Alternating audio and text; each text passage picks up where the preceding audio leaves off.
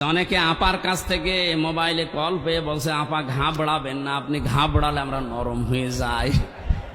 একটা পাগল, ও কোন জামানায় কোন দেশে কোন গর্তের ভেতরে আছে ও টের পাচ্ছে যে লোকটা কি, যে লোকটা ভারতকে এই থ্রেট দিতে পারে, বেশি ঝামেলা করলে 7 সিস্টার উড়িয়ে দেব, তার পেছনে কি খুঁটি আছে আপনি জানেন না।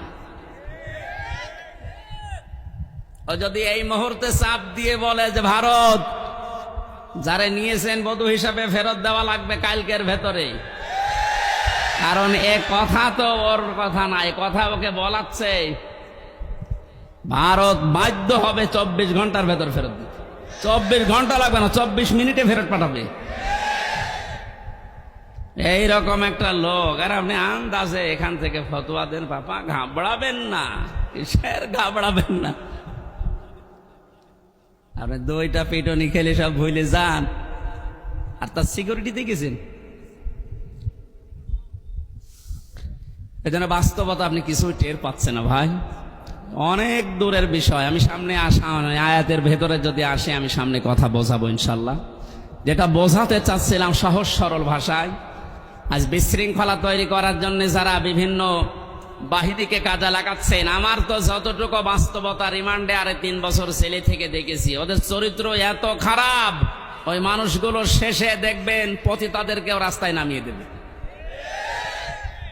কোনো কিছুতেই কোনো কিছু উপরে উঠতে পারবেন না, কারণ ছাত্রদের আন্দোলন শুধু না, আমার মনে হয় আল্লাহ ফেরেশতা পাঠিয়েছিলেন, আবাবিল পাখি পাঠিয়ে যেমন আল্লাহ রক্ষা করেছিলেন কাবা ঘরকে, বাংলাদেশে আল্লাহ একটা কিছু দেখাতে চায়, এই জন্য আল্লাহ ছাত্রদের মতো ফেরেশতাদেরকে আল্লাহ শহীদ করিয়েছে। মনে করছেন শহীদ হয়ে গেছে, এ মানুষগুলো এমনি এমনি শহীদ হয়নি। ওয়ালিয়ালাম আল্লাহুল্লাযীনা আমানু ওয়া ইয়াত্তাখিযা মিনকুম শুহাদা।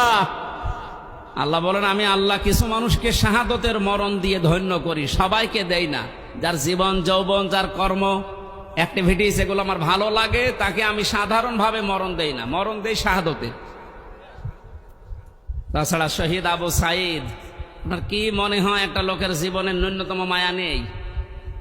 4টা গুলি খেয়েছে বুকে, তাও দাঁড়িয়েছিল, শেষে আর পারে নাই, পড়ে গেছে। আপনি একটা খান তো, শুধু শব্দ শুনলে পালাবেন।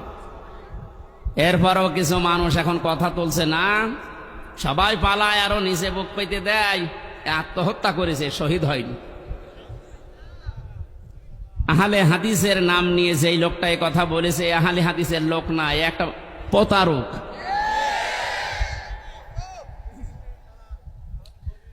আহলে হাদিসের এই যে রাজশাহীর গদাগাড়ির অধ্যাপক মুজিবুর রহমান, ওনার সাথে আমি উমরায় ছিলাম রমজানে, কি উনি আহলে হাদিস না?